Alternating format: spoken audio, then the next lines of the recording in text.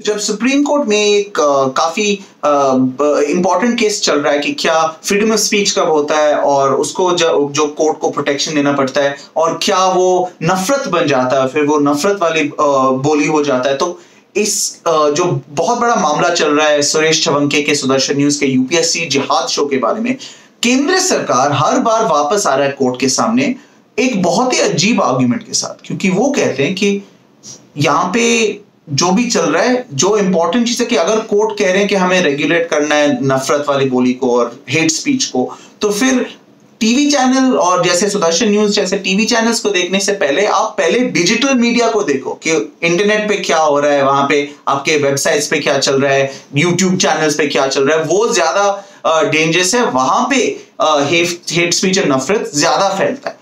अब ये केस आपको जैसे हमने ऑलरेडी बोला है, वो सुरेश छवंके के सुदर्शन न्यूज में यूपीएससी जिहाद वाले शो के बारे में। वो कह रहे हैं कि जो हमारे नौकरशाही जो आईएएस है, सिविल सर्विसेज है, उसमें मुस्लिम लोग वहां पे घुसपैठी बन रहे हैं और घुसपैठियां करके वो इन्फिल्ट्रेट कर रहे हैं उसको उस पर कब्जा लेने के लिए। अब इस जो शो कर रहे हैं उन्होंने 4 एपिसोड अभी तक ऑलरेडी दिखाए अपने चैनल पे, और वो कह रहे हैं कि उनके पास 6 और भी एपिसोड्स है इस इशू के बारे में। अब 4 एपिसोड के ब्रॉडकास्ट के बाद सुप्रीम कोर्ट ने इस पे एक्चुअली एक रोक लगाया था। पहले उन्होंने जब कुछ पिटिशंस आए थे वो कह रहे थे कि यहाँ पे इस पे रोक लगना चाहिए वो ब्रॉडकास्ट से पहले। उस टाइम सुप्रीम कोर्ट ने बोला कि हम ब्रॉडकास्ट के पहले कोई रिस्ट्रिक्शन नहीं लगा सकते, हम रोक नहीं लगा सकते। पर जब 4 एपिसोड ऑलरेडी हो गए थे, फिर जब ये केस कोर्ट उस टाइम देख रहे थे कि क्या हम नफरत फैलाने वाले जो स्पीच है उसको रोकने के लिए हम क्या गाइडलाइंस लगा सकते हैं।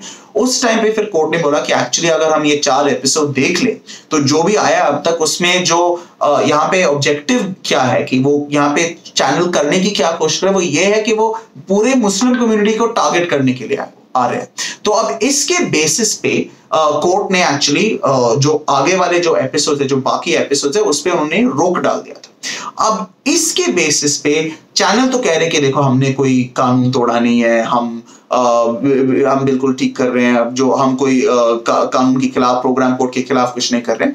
पर साथ में कोर्ट प्रश्न पूछे, सवाल उठा रहे हैं कि क्या ये जो मीडिया, जो टीवी चैनल्स स्पेशली के लिए जो रेगुलेटरी मैकेनिज्म है, जो एनबीए जैसे न्यूज ब्रॉडकास्टर्स एसोसिएशन, एनबीएफ जैसे ये जो न्यूज चैनल्स के फेडरेशंस है, वो एक्चुअली कर क्या रहे हैं, उनका जो सिस्टम क्या है, वो कुछ उसका कुछ एक्चुअल पावर है, कुछ स्ट्रेंथ है, कुछ ताकत एक्चुअली है उसमें, और वो अभी तक कोर्ट को लग रहा है कि नहीं है। जैसे उन्होंने लिटरली बोला कि जो अभी चल रहा है रेगुलेशन के लिए वो तो पूरा अभी टूथलेस है। अब उसके बेसिस पे उन्होंने केंद्र सरकार से पूछा था कि अच्छा आप हमें बताओ कि यहाँ पे ये जो एग्जिस्टिंग जो रूल्स है, जो रेगुलेशन है, उसको बेहतर करने के लिए आप क्या स्टेप्स रेकमेंड करते हैं। और उन्होंने ये भी पूछा था कि कुछ साल पहले 3 साल पहले हमने आपको एक केस में ऑलरेडी पूछा था कि इसमें देखो ये सब प्रॉब्लम्स है, आप इसके लिए नए रूल्स बना के रख लो ताकि ये जो प्रॉब्लम्स है इसके सिस्टम में वो एड्रेस हो जाए।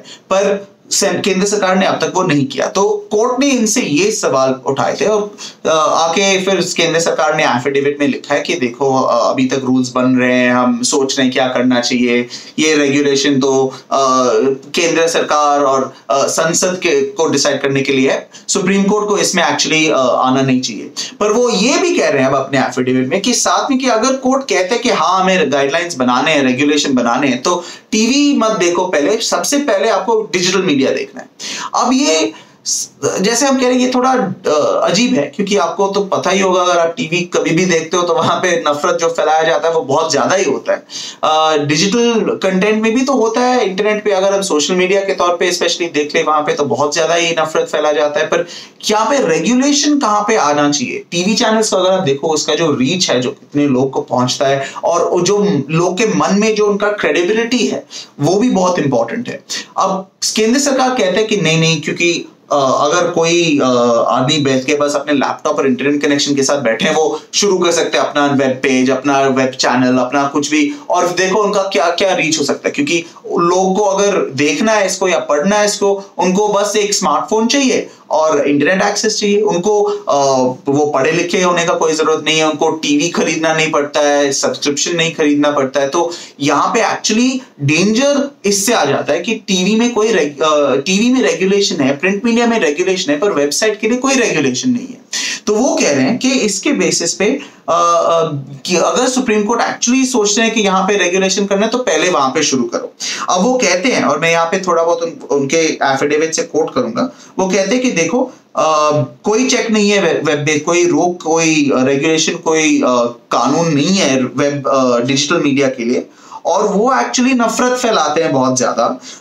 कभी कभी वो आतंकवादी को प्रमोट करने के लिए, कभी कभी बस हिंसा को प्रमोट करने के लिए, और लोगों को उनके रेपुटेशन को खराब करने के लिए, कंपनीज को, लोगों को, और ये बहुत ज्यादा ही चलता है ये डिजिटल मीडिया पे। तो वो कहते हैं इसके वजह से उस पे एक्चुअली सबसे ज्यादा इंपॉर्टेंट चीज है कि वहां पे रेगुलेशंस बनाओ। कह रहे हैं टीवी के लिए देखो रूल्स ऑलरेडी है, उनको पैसे देना पड़ता है, लाइसेंस खरीदना पड़ता है, रिस्ट्रिक्शंस है, डिपॉजिट भी देना पड़ता है। प्रिंट मीडिया के लिए जैसे न्यूज़पेपर्स को उनको जाके पहले रजिस्टर करना है अथॉरिटी के साथ, फिर उनको भी गाइडलाइंस चलते रहते हैं। तो उन सब के लिए वो एक्चुअली रूल्स इतने बार एक्चुअली वो उसको वायलेट नहीं करते हैं, पर डिजिटल मीडिया एक्चुअली यहाँ पे ज्यादा प्रॉब्लमेटिक है। तो इसके बेसिस पे उन्होंने ये सबमिशन किया है कोर्ट में। कोर्ट में अभी तक देखना पड़ेगा कि क्या कोर्ट इसको मानेंगे या नहीं। अभी तक तो कोर्ट का इशू ये है कि वो देख रहे हैं कि जो टीवी का जो रेगुलेशन है वो बहुत खराब है। वो देख रहे हैं जैसे ये सुदर्शन न्यूज का जो शो है, इसमें क्या क्या किस तरीके से एक कम्युनिटी, पूरे जो मुस्लिम कम्युनिटी है उसको टारगेट किया जा रहा है, और पूरे समुदाय को टारगेट किया जा रहा है, और इसलिए वो कह रहे हैं कि यहाँ पे रेगुलेशन की जरूरत है, इंप्रूवमेंट की जरूरत है। तो अभी देखना पड़ेगा कि कोर्ट क्या करने वाले हैं। क्विंट हिंदी पे सब अपडेट्स आते रहेंगे, आप उसको फॉलो करते रहिए। अगले हियरिंग अब 23 सितंबर को है। अभी तक ये जो फाइल किए गए वो 17 और 21 सितंबर के एफिडेविट में हुए, पर अभी कोर्ट के अगले हियरिंग के लिए सब अपडेट्स के लिए क्विंट को फॉलो करते रहिए।